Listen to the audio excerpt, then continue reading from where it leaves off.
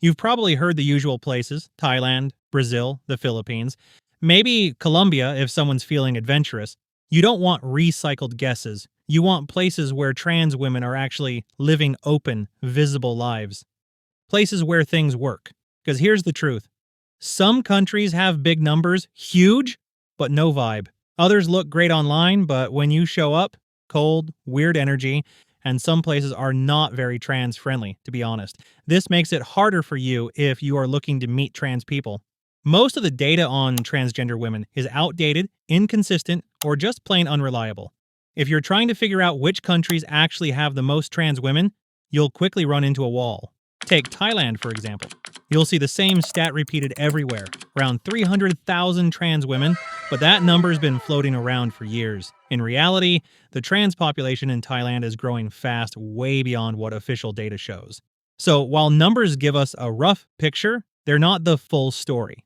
Still, let's break it down country by country and get as close to the truth as we can. Let's talk about Brazil. They've got numbers, about 1 million trans women, so the data says. Sounds like paradise, right? But Brazil also has the highest trans murder rate on Earth. It's not just beach parties and beauty queens. And if you don't speak Portuguese, don't know how things work, you're a target. It's not for amateurs. I'm not trying to scare you. If you're interested in dating transgender women from Brazil, most of the time you'll be safe and have no issues. But there are some stories out there, let's put it that way. Next, Thailand. Ah yes, the infamous land of ladyboys. And yeah, they're everywhere. Clubs, TikTok, shopping malls. It's out in the open. Thailand is a great place to go. Some guys are looking for beautiful Thai ladyboys and casual fun. Others are searching for something more serious, a real connection, maybe even a relationship. The truth is, whatever you're looking for, you can probably find it in Thailand. It's one of the few countries where trans women are highly visible across everyday life, not just nightlife.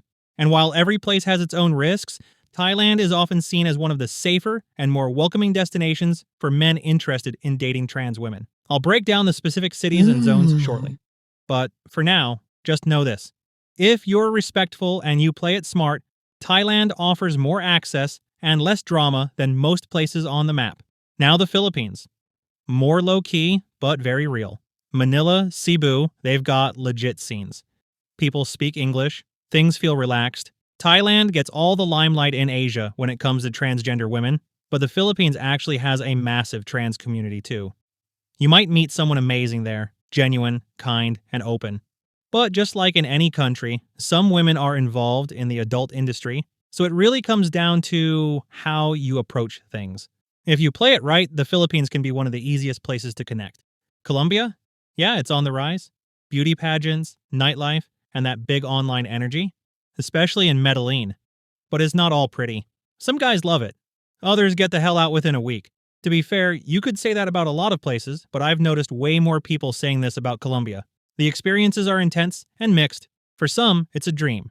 For others, it's overwhelming, whether it's the culture shock, safety concerns, or just not knowing how to move in that environment. And then there's the good old US. Huge trans population, but also a cultural minefield. New York is one thing, Alabama is another universe. Blue states, you're good. Red states could flip on you fast. If you don't already know where to go, you'll learn the hard way. Most people know what the US is like, so I won't go into too much info here. So in short, just because a country has a lot of trans women doesn't always mean it's the right place to go. Take India, huge population. Third gender legally recognized. You'd assume it's a major trans hotspot, right? But if you actually go, what you'll find is a mostly invisible scene unless you're deep in certain subcultures. The Hijra community exists? Yes. But they're often pushed to the margins. Poverty, social exclusion, no integration with modern dating culture. It's not what you think. China? Same deal. Massive population. And based on global rates, there should be millions of trans people there. But good luck finding them. There's barely any public data. Most stay silent because of pressure, surveillance, and stigma. It's all behind closed doors. Even in countries that look open, the numbers don't tell you where the actual scenes are. You might go to the Philippines expecting something wild, but land in the wrong city and get nothing. Because the reality is, trans communities are normally in specific areas, not national. It's not about countries, it's about cities. And that's a huge difference. For example, Bangkok? Big, visible, non-stop action. But go rural in Thailand? Nothing. Barcelona? Strong, open, active community. But the rest of Spain? Hit or miss. Toronto? Massive trans presence, super open. But you won't find that vibe in small town Canada. The point is this: people hear Brazil has 1 million trans women and they book a ticket. Then they find out only 3 cities have real scenes. That's what separates guys who get it from guys who waste their trip. Here are the cities that actually work, places with active, visible, and approachable trans communities. Not theory, not fantasy, actual reality. 1. Bangkok, Thailand. Obvious, yes, but still relevant. Bangkok is loud, open, and active. Trans women are part of the culture here, not just in nightlife, but everywhere.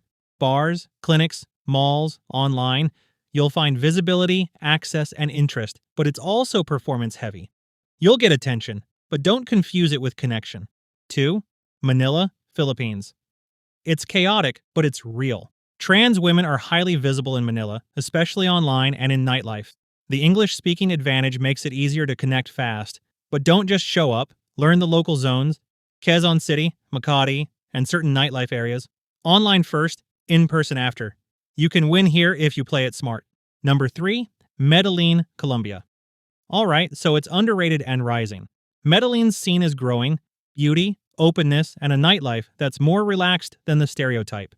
Trans women here are active online and in social spots, but there's a line between curiosity and disrespect. If you go low-key and learn the layout. People talk, don't be the foreigner who acts like it's a brothel. 4. Barcelona, Spain. Now this one surprises people. Barcelona isn't loud, but it's consistent. HRT access is easy, community is strong, and you'll find trans women across normal social spaces, not just clubs. This isn't the Fantasyland vibe, but it's high quality. Women here are confident, social, and open without the chaos. Honorable mentions: Cebu, Philippines, smaller than Manila, but more relaxed. Pattaya, Thailand, nightlife heavy, but with strings attached. Mexico City, rising scene, but language barrier and safety issues apply. You're not looking for a country, you're looking for a hot spot, and those are city-specific. But sometimes most guys blow it, and this isn't a euphemism, I mean they blow it full stop. They finally land in the right country, maybe even the right city. But within a few days, it all goes sideways. Why? Because they show up with the wrong mindset. They treat the whole thing like a fantasy package, like they're shopping, like it's transactional. But here's the truth. Trans women talk a lot. They have secret groups where they talk about foreigners. Trust me, I've seen it. Word spreads fast. Let's go over the biggest mistakes. Mistake number 1, thinking it's just like Tinder. Some guys land in Bangkok or Manila and think it's plug and play. Message, match, meet. That works for about a day, then you're ghosted, blocked, or worse. Unless you are young or handsome, then you have a lot more opportunities. Mistake number 2, getting trapped in nightlife. You go out, you meet someone, it feels like a win. But if all your interactions are in red light zones or clubs, you're seeing the surface, not the real scene. That space is built for short-term performance. You want something real? Start outside of that. Social apps, quiet bars, cafes, or online platforms like Reddit, Bumble, or specialized sites. Mistake number 3, acting like a savior or a buyer. Don't wave money around. Don't come in with the "I'll take care of you" energy. A lot of these women already have jobs, lives, and boundaries. Trying to save someone makes you look clueless and puts a target on your back. You'll either get exploited or ignored. Mistake number 4, not learning the rules. Every city has unspoken rules. Some places are discreet, some are open but guarded. If you don't listen, you'll end up shut out quick. Best advice: watch first, talk second. Let the scene show you how it works before you jump in. Now we get into the part you actually came here for. Which countries actually work? Not just numbers on paper, not just hype. I'm talking about places where the scene is active, the vibe is good, and meeting trans women doesn't feel like navigating a minefield. 1. Thailand. Bangkok or Pattaya. Everywhere else? Not a dead zone, but not amazing either. You'll find a lot of visibility, but be careful. Some trans women are in the nightlife industry, if you know what I mean. That said, the access is unmatched. Clinics, communities, events. If you play it cool, you can connect fast. If you go full tourist mode, you'll be boxed out or played. 2. The Philippines. Yes, it made the early list, but here's why it stays. Despite the lack of some laws, there's a huge, open, approachable scene. English is everywhere. Social media presence is massive. Cebu is more relaxed. Manila is more chaotic. But if you're smart, friendly, and understand the zones, you'll have options fast. Low barrier to entry, lots of interaction. And finally, number 3, Colombia. Medellin is rising. The women are stunning, friendly, and online.